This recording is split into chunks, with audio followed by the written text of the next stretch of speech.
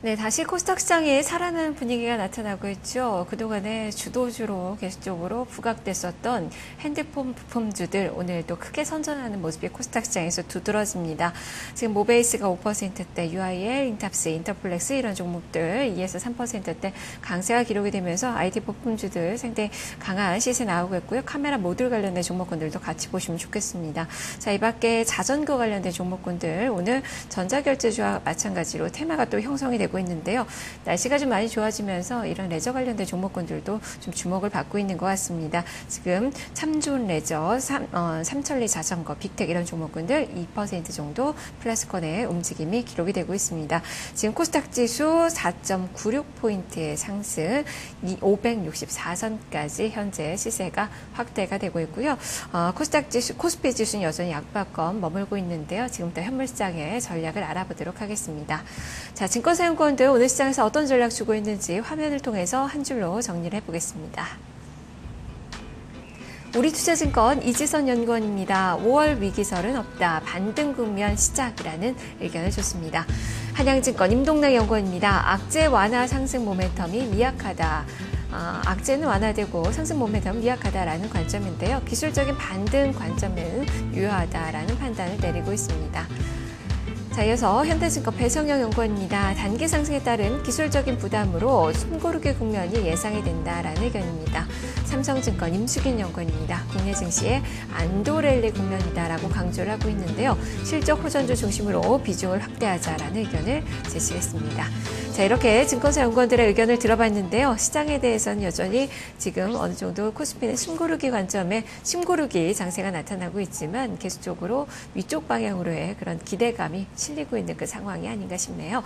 자, 그러면 이 중에서 우리투자증권 이지선 연구원 만나보겠습니다. 연구원이 안녕하세요. 네, 안녕하세요. 네, 한 줄 전략 보니까 5월 위기설은 없다라는 의견을 주셨어요. 반등 시작으로 의견을 주셨는데요. 5월 달을 긍정적으로 보시는 이유는 뭔가요? 일단 3, 4월 내내 시장이 굉장히 어려웠습니다. 그렇다 보니까 이제 5월에 5월 위기설이라고 해서요. 혹 5월에는 더 나빠지는 게 아니냐 하는 우려의 목소리가 있어서 좀 점검을 해봤는데요. 그동안 그 5월 위기설, 그 위기설의 실체는 일단 첫 번째로, 지난 3, 4월 증시가, 최근 4년간 강세를 보인 데 따른 기저 효과가 있었고요. 유로존 사태나 그런 일본 대지진, 여파 등이 5월 전후로 좀 가시화되었기 때문에, 이전에 최근 4년간은 좀 5월 위기설이 좀 통계적으로는 맞는 얘기였습니다. 즉, 이제, 3, 4월 증시가 연중에 강한 흐름을 보이다가 5월 증시가 확률적으로 가장 약한 흐름을 보이는 이런 케이스였는데요. 잘 아시다시피 올해는 이제 연중에 가장 약한 흐름이라고 보고 있는, 연중 저점이라고 보고 있는, 그런 흐름이 이제 악재 중첩으로 인해 3, 4월에 먼저 나타났습니다.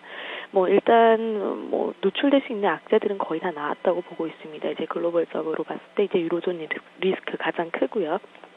환율 같은 부분에서도 이미 다 노출이 되어 있는 상황이고요. 수급 문제 보자면, 연초부터 벤가드, 벤치마켓, 그 변경권이라든지 외국인 관련해서도 계속 수급 부담감 계속 있었고요. 이렇게 우리나라 같은 경우도 북한 리스크 있었죠.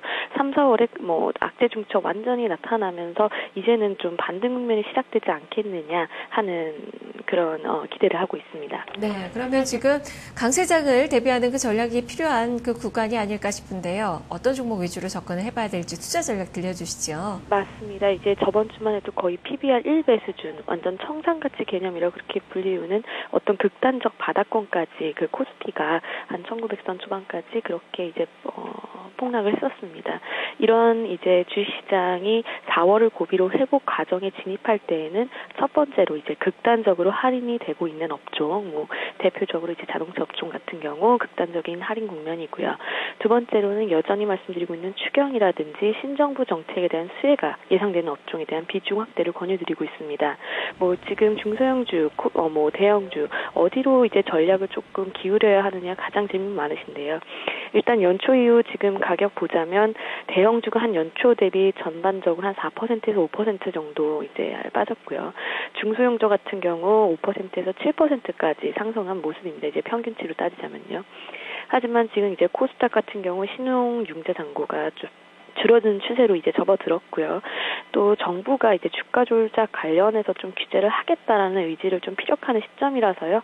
일단 코스닥 같은 경우 좀 주의해야 되는 국면으로 접어드는 반면 이제 향후 코스피가 이제 바닥 확인한 후 반등할 때 중소형주가 아닌 대형주가 보통 강세를 보였다는 점 유념하신다면 전반적으로 이제 대형주 관심 가지실 시기로 판단하고 있습니다. 네, 알겠습니다. 말씀 잘 들었습니다. 네, 감사합니다. 네, 이제는 대형주들에 주목을 해보자라는 시각이네요. 우리투자증권 이지선 연구원이었습니다.